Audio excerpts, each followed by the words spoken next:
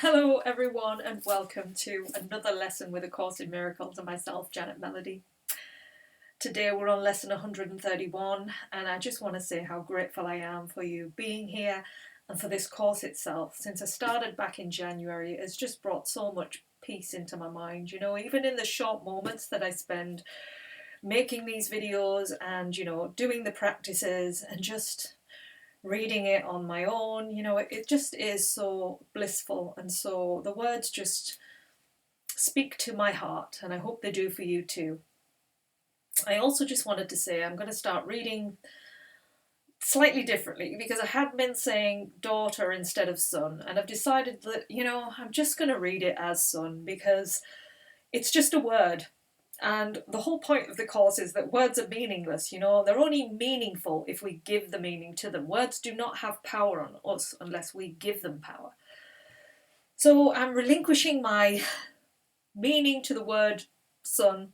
I'm going to see it as the sun in the sky, because that's what we are. We're like a light that is beaming, and it's connected to the oneness. So when I say the word sun, that is what I'm going to feel and see, and his or her, whatever it means, it's a construct we've made externally. It's not really, and the course is just using words to try and help us, using our language to help us understand the real truth, which has no words. So words really are meaningless, and hopefully we can grasp the real core messages here that are allowing us to get to the real truth of what is within us. And today's lesson is all about that truth. So let's get started. I'm going to read through it all, and I'll post a link under this video so you can read it in your own time as well. And if you've got the book, well, read it along when you're ready. Okay, so lesson 131. No one can fail who seeks to reach the truth. Failure is all about you while you seek for goals that cannot be achieved. You look for permanence in the impermanent, for love where there is none, for safety in the midst of danger, immortality within the darkness of the dream of death. Who could succeed where contradiction is the setting of his searching, and the place to which he comes to find stability? Goals that are meaningless are not attained. There is no way to reach them, for the means by which you strive for them are meaningless as they are. Who can use such senseless means and hope through them to gain in anything? Where can they lead? And what could they achieve that offers any hope of being real? Pursuit of the imagined leads to death because it is the search for nothingness, and while you seek for life, you ask for death. You look for safety and security while in your heart you pray for danger and protection for the little dream you made. Yet searching is inevitable here. For this you came, and you will surely do the thing you came for, but the world cannot dictate the goal for which you search, unless you give it power to do so. Otherwise you still are free to choose a goal that lies beyond the world and every worldly thought, and one that comes to you from an idea relinquished yet remembered, old yet new, an echo of a heritage forgot, yet holding everything you really want.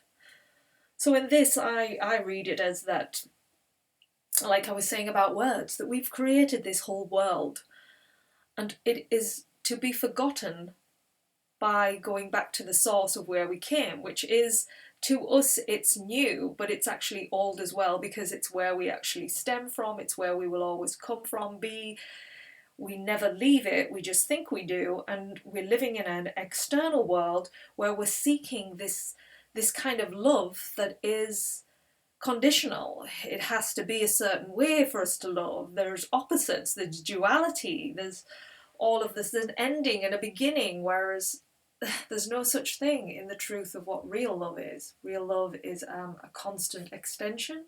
It's constant. It is all-encompassing. It's in every single thing, and to be part of it is to almost forget, to go back to the source. And that is what it keeps relaying in each lesson. It keeps saying, what you're giving meaning in this external world is why you're finding the pain. Until you let go of all that meaning, till you let go of it, you're going to come back to the truth. And so let go, let go, let go of all of the meanings and everything that you've placed on this external world if you want to find the truth where the happiness and the peace and the joy resides. So be glad that search you must. Be glad as well to learn you search for heaven, and must find the goal you really want. No one can fail to want this goal and reach it in the end. God's Son cannot seek vainly, though he try to force delay, deceive himself and think that it is hell he seeks. When he is wrong, he finds correction. When he wanders off, he is led back to his appointed task. No one remains in hell, for no one can abandon his Creator, nor affect his perfect, timeless and unchanging love. You will find heaven. Everything you seek but this will fall away, yet not because it has been taken from you. It will go because you do not want it. You will reach the goal you really want as certainly as God created you in sinlessness. There is a huge message in surrender, like a huge message. When you surrender everything, you think you're giving up some kind of like giving up means you're not doing anything. It's like you're just stopping time. But really in the surrender, in the true surrender, you're connecting to the source that will awaken you. And it's this search in a dream that can be so exhausting, like so exhausting. Yet when you finally realize that in giving up, you receive so much more, there is like a glistening that's going to come, like an inspired action that's going to come, a just unfolding of something that is so unconceivable right now. As we continue to be in this world, we will not be able to perceive the truth. So in letting go, you're getting closer. In letting go, you're going to establish something so much more powerful within yourself. So why wait for heaven? It is here today. Time is the great illusion. It is past or in the future. Yet this cannot be. If it is where God wills his Son to be, how could the will of God be in the past or yet to happen? When he wills is now. What he wills, is now. Without a past, wholly futureless. It is as far removed from time as is a tiny candle from a distant star, or what you chose from what you really want. Because all we have is the now. We keep perceiving a future, we keep remembering a past, but they don't exist. They're just in the mind. They're not actually here. The only thing that is here right now is this moment. And then that moment, and the moment that's gone, and now it's gone and gone. It keeps, moving on. It's like, that is all you have. That's the only time you have to really grasp this concept. It's in the present moment that something really deep unfolds, and it's in the presence. Heaven remains your one alternative to this strange world you made and all its ways, its shifting patterns and uncertain goals, its painful pleasures and its tragic joys. God made no contradictions. What denies its own existence and attacks itself is not of him. He did not make two minds, with heaven as the glad effect of one and earth the other sorry outcome, which is heaven's opposite in every way. God does not suffer conflict, nor is his creation split in two. How could it be his Son could be in hell when God himself established him in heaven? Could he lose what the eternal will has given him to be his home forever? Let us not try longer to impose an alien will upon God's single purpose. He is here because he wills to be, and what he wills is present now, beyond the reach of time. And that's so true. This, what it says is the alien presence, that alien entity that is like our will is trying to pull us into something that isn't real. Impose an alien will, so that alien will is what we've got to let go of. Today we will not choose a paradox in place of truth. How could the Son of God make time to take away the will of God? He thus denies himself and contradicts what has no opposite. He thinks he made a hell opposing heaven and believes that he abides in what does not exist, while heaven is the place he cannot find. It's funny how we can't find something that we actually are, That's why, because we've created something and then it's like we're looking in the illusion. It's so hard to get your mind to grasp around this. Like, there's an illusion and we're running around in it, when really the truth is where this projected illusion is coming from. So until we go back to the projector, like the camera itself, and change it in there, we'll keep trying to find things in the film, on the screen, and you're never going to find it there. Just never will. So leave foolish thoughts like these behind today and turn your mind to true ideas instead. No one can fail who seeks to reach the truth, and it is the truth we seek to reach today. We will devote 10 minutes to this goal 3 times today. Okay, so 3 times a day, so 10 minutes each time. 10 in the morning, 10 in the evening, 10 in the middle of the day again, I guess. We can break it up like that.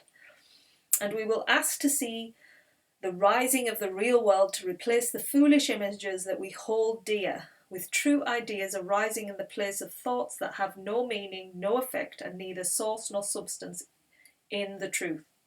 This we acknowledge as we start upon our practice periods. Okay, so here's our first 10-minute practice. We are going to be saying this.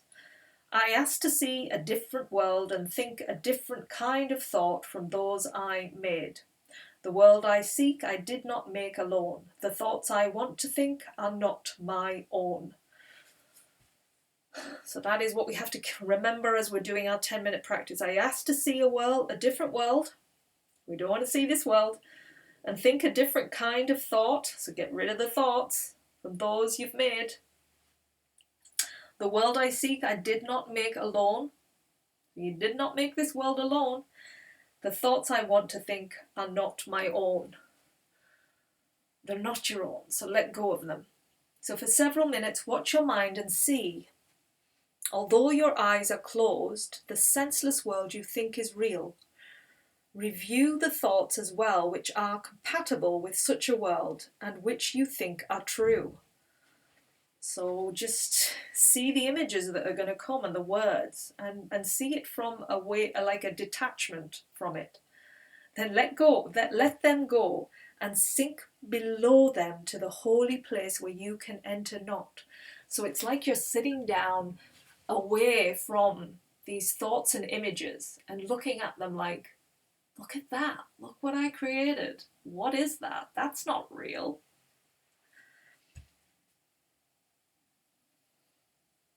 Review the thoughts as well which are compatible with such a world and which you think are true.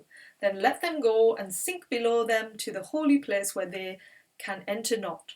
There is a door beneath them in your mind which you could not completely lock to hide what lies beyond. Just say that again. There is a door beneath them in your mind. So you're there and then there's a door beneath them in your mind which could not completely lock to hide what lies beyond. So like that door, if you can just see it opening, there's like a light in there. Seek for that door and find it. But before you try to open it, remind yourself no one can fail who seeks to reach the truth. So as you're walking towards this door, you're going to open it. You can't fail because you're seeking the truth. And it is this request you make today. Nothing but this has any meaning now. No other goal is valued now, nor sought. Nothing before this door you really want, and only what lies past it do you seek. So just allow yourself, closing your eyes, to go to this door, open it, go through it, and see what comes and reveals itself to you.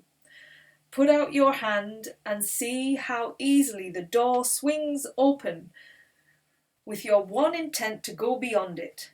Angels light the way so that all darkness vanishes, and you are standing in a light so bright and clear that you can understand all things you see.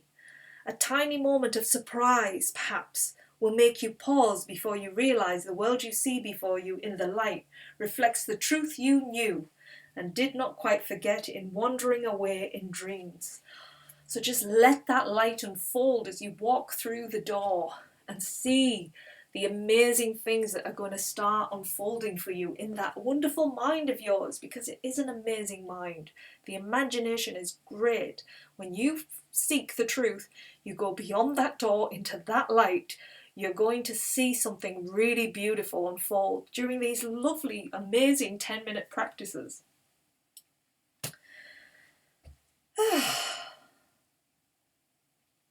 You cannot fail today. There walks with you the spirit heaven sent you, that you might approach this door some day and through his aid slip effortlessly past it to the light. Today that day has come. Today God keeps his ancient promise to his holy Son, as does his Son remember his to him. This is a day of gladness, for we come to the appointed time and place you will find the goal of all your searching here and all the seeking of the world, which end together as you pass beyond the door. So it's going to be it's going to be a glorious experience in these 10 minutes, closing your eyes, going beyond the images and the thoughts, sitting there looking at them and then suddenly realizing, wow, there's a door there. I'm going to open that, I'm going to go through it into the light and just see what unfolds in that aspect of my mind. Let it unravel and unfold and show you the truth today. Be glad you've gone there to seek the truth. And remember often that today should be a time of special gladness, and refrain from dismal thoughts and meaningless laments. Salvation's time has come. Today is set by heaven itself to be a time of grace for you and for the world. If you forget this happy fact, remind yourself with this. So these are the words we want to write down somewhere, keep in a place where we can see them regularly to keep us reminding us throughout our day. We're going to be saying, today I seek and find all that I want. So you're seeking and you're finding all that you want today. My single purpose offers it to me, because that's the purpose of you, and no one can fail who seeks to reach the truth. So you can't fail as you're doing this. You cannot fail as you're seeking the truth. So that is our wonderful practice today. For 3 times do that. Remind yourself you're seeking this truth and just allow the wonderful things to unfold. And what that will be for you, I don't know. But just get excited about the possibilities for today. What could unfold, what you could be shown, what the great creator could bring into your world when you're open to seek that truth. Because as long as you're open, beautiful things are going to unfold. So really enjoy today, and yes, enjoy practicing, and we'll be back tomorrow if you're ready for lesson 132.